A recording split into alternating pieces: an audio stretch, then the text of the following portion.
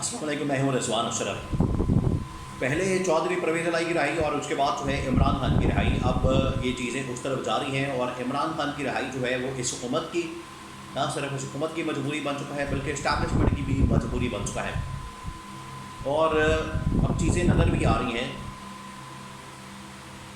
جو حالات ملک کے بگڑتے جا رہے ہیں، ملکی حالات جس تیزی کے ساتھ خراب ہوتے جا رہے ہیں، جس طریقے سے خراب کیے جا رہے ہیں، یہ حکومت کی ناکامی اور حکومت کی کارکردگی لوگوں کے سامنے کھل کر آ رہی ہے۔ ملک کے اندر جو مہنگائی اور بے روزگاری کا طوفان ہے، تباہی اور بربادی جو آپ کو ہر سطح کے اوپر، ہر لیول کے اوپر نظر آتی ہے، وہ تباہی اور بربادی آخرکار شروع ہوتی ہے عمران خان کے نکالے جانے کے بعد۔ تو اب عمران خان کی رہائی جو ہے وہ آخرکار ان کو کرنی پڑے گی۔ عوام کی اس وقت یہ ڈیمانڈ بن چکی ہے، اور ادھر عمران خان کی جانب سے بھی باقاعدہ طور پر اس کے اوپر ایک تحریک چلانے کا اعلان ہونے والا ہے۔ لیکن سب سے پہلے تو آپ اس بات کو سمجھیں کہ پی ٹی آئی کے خلاف جو حربے اور کنڈے ہیں جس طریقے سے استعمال کیے جا رہے ہیں، آپ کو بتائیں کہ ابھی 1-2 دن پہلے رؤف حسن جو کہ پی ٹی آئی کے ترجمان ہیں، عمران خان کی پارٹی میں ترجمان ہیں، اسپوکس پرسن ہیں، سیکرٹری اطلاعات ہیں، ان کے اوپر جو ہے وہ خواجہ سراؤں نے حملہ کر دیا۔ اسلام آباد میں ایک چینل GNN، وہاں پر ریکارڈنگ کرنے کے لیے آئے تھے، ریکارڈنگ کر کے باہر نکلے ہیں تو باہر ان کے اوپر حملہ کر دیا گیا۔ اسلام آباد کے بالکل سینٹر میں کمرشل ایریا ہے، وہاں پر پہلے خواجہ سرا موجود ہوتے ہیں، انہوں نے طاق لگائی ہوتی ہے، گھات میں بیٹھے ہوتے ہیں، انتظار کر رہے ہوتے ہیں۔ جیسے ہی رؤف حسن پہنچتے ہیں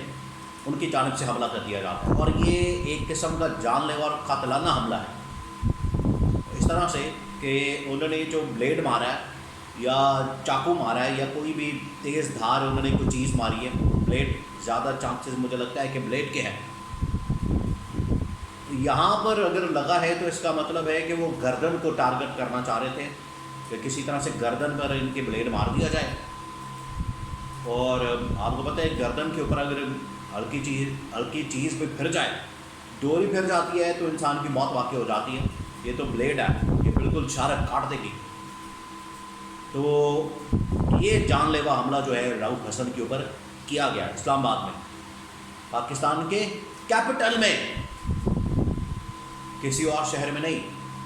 تو اگر وہاں پر لوگوں کی جان محفوظ نہیں ہے، اور ریاست کی ذمہ داری ہوتی ہے لوگوں کی جان و مال کی حفاظت کرنا، ان کی جان و مال کا تحفظ کرنا، یہ ریاست کی ذمہ داری، ریاست کی رسپانسبلٹی، اور ریاست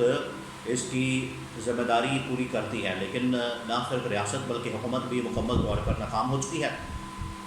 اور یہ ناکامی اب اس حکومت کے گلے پڑ چکی ہے۔ تو ان کے اوپر حملہ کر دیا گیا، بلیڈ مارا، ان کو یہاں پر کٹ لگا،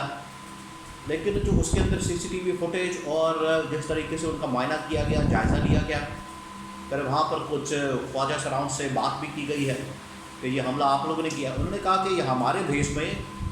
کچھ لوگ آئے ہیں، انہوں نے آ کے یہ حملہ کیا ہے۔ تو اب یہ خواجہ سرا اس کام کے اوپر بھی لگ گئے ہیں کہ خواجہ سراؤں نے یہ والا کام بھی شروع کر دیا ہے حملہ کرنے کا، انہوں نے اب حملے کرنا شروع کر دیے ہیں۔ تو کیا خواجہ سراؤں کے خلاف کوئی ایکشن لیا جائے گا؟ ان کو پکڑا جائے گا؟ حکومت نے تو FIR درج کر لی ہے، لیکن حالات بہت خراب ہو گئے۔ یہ اسلام آباد جیسے شہر میں اگر اس طرح کا حملہ ہوتا ہے تو اس سے آپ سمجھ سکتے ہیں کہ پاکستان کے اندر جو سچویشن ہے کتنی الارمنگ ہے، خوفناک ہے، کہ ایک راہ چلتے شخص کے اوپر جو ہے خواجہ سرا حملہ کر دیتے ہیں۔ تو یہ بڑی خطرناک اور خوفناک صورتحال ہے۔ دوسری جانب اب آپ یہ دیکھیں کہ شہباز شریف اور ان کی کابینہ اس وقت سر توڑ کوشش ان کی جانب سے کی جا رہی ہے کہ IMF کے ساتھ کوئی ڈیل کی جائے۔ اب IMF کی جانب سے کچھ نئی ڈیمانڈز اور شرطیں سامنے رکھی گئی ہیں۔ وہ کچھ شرطیں میں آپ کے ساتھ شیئر کرتا ہوں تاکہ آپ کو بھی اندازہ ہو کہ کس طریقے سے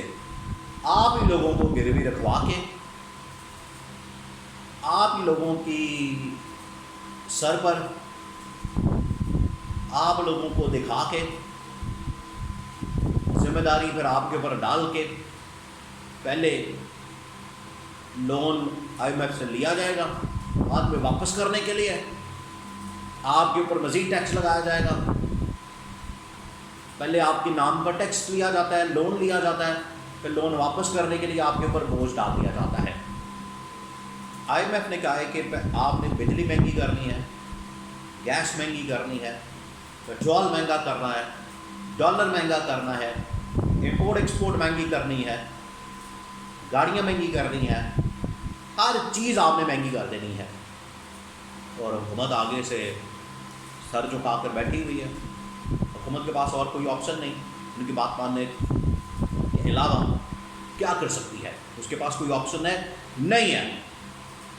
جب اس طرح کی حکومتیں آئیں گی جن کے پاس مینڈیٹ نہیں ہوتا، جن کے پاس عوامی طاقت نہیں ہوتی، جن کے پاس عوام کی پاور نہیں ہوتی، جن کے پاس کوئی رائٹ نہیں ہوتا حکومت کرنے کا، وہ جب آتے ہیں حکومت میں پھر وہ اسی طرح سے بے سروپا بغیر کوئی سر پیر کے اسی طرح کے فیصلے کرتے ہیں۔ اب یہ جو رؤف حسن کے اوپر حملہ کیا گیا ہے، تمام سیاسی جماعتوں نے اس کو شدید الفاظ میں کنڈیم کیا ہے۔ دوسری جانب یہ جو توہین عدالت کا نوٹس نکلا ہوا ہے فیصل واڈا اور مصطفیٰ کمال کے خلاف، اس کے اوپر جو ہے کل سینٹ کے اندر پھر سے تقریریں کی گئی ہیں اور انہوں نے دوبارہ سے عدلیہ کے اوپر حملہ کر دیا ہے۔ تو اب یہ ایک قسم کی لڑائی جو ہے تین اداروں کے درمیان ہو چکی ہے، عدلیہ اسٹیبلشمنٹ اور بیچ میں حکومت بھی کود پڑی ہے، پارلیمنٹ بھی کود پڑی ہے۔ تو یہ تینوں ادارے ایک دوسرے کے آمنے سامنے آ چکے ہیں، یعنی پہلی پاکستان میں اسٹیبلٹی نام کی چیز نہیں، اوپر سے ان کی لڑائیاں، اور جس طریقے سے وہاں پر سینیٹر فیصل سبزواری، سینیٹر طلال چودھری، ان کی جانب سے جو حملہ کیا گیا ہے، اور پھر فیصل واڈا نے خود بھی آ کے تقریر کی، تو بھرپور جو ہے عدلیہ کے اوپر حملہ کیا جا رہا ہے۔ عدلیہ اب انتظار کریے اس دن کا، یہ جو نوٹس ہوا ہے شاید 3 یا 4 5 جون کو ہے یہ سماعت ہونی ہے، یہ توہین عدالت نوٹس کی، پر عدلیہ بھی اس دن بتائے گی۔ اگر تو عدلیہ نے اپنی آزادی، اپنی بھرم اور اپنی انڈیپینڈنس کو قائم رکھنا ہے، اگر اس کے اندر عطر منلہ ہوتے اور ایک دو اور اس طرح کے تگڑے ججز ہوتے تو پھر تو نظر آ جاتا تھا، لیکن اگر کوئی مٹی پاؤ پروگرام ہے تو پھر یہ بڑے ٹھنڈے قسم کے ریمارکس دے کے اس سے نکل جائیں گے۔ لیکن یہ جو سماعت ہونے جا رہی ہے اس توہین عدالت کے نوٹس پر، یہ بڑی تہلکہ خیز ہونے جا رہی ہیں، کیونکہ پریشر بہت زیادہ ججز کے اوپر بلڈ اپ کیا جا رہا ہے، مسلسل حملہ کیا جا رہا ہے، ان کو ٹارگٹ کیا جا رہا ہے، اور اگر اسی طرح سے اداروں کے اوپر حملہ چڑھائی ایک دوسرے کے خلاف لفظی گولہ باری جاری و ساری رہتی ہے تو پاکستان میں پھر آپ سیاسی اسٹیبلٹی کو بھول جائیں۔ اسی وجہ سے یہ حکومت جو ہے اب اسٹیبلشمنٹ کے گلے پڑ چکی ہے کہ لائے تو ہم اس کو تھے اپنی پاکستان میں اسٹیبلٹی کے لیے، پاکستان میں معاملات بہتر کرنے کے لیے، پاکستان کے اندر معیشت کی بہتری، اکانومی کی بہتری، سفارتی سطح پر بہتری، عدالتی اصلاحات اور عوام کے مسائل دور کرنے کے لیے، مہنگائی بے روزگاری پر قابو پانے کے لیے لائے تو اس مقصد کے لیے تھے اس حکومت کو،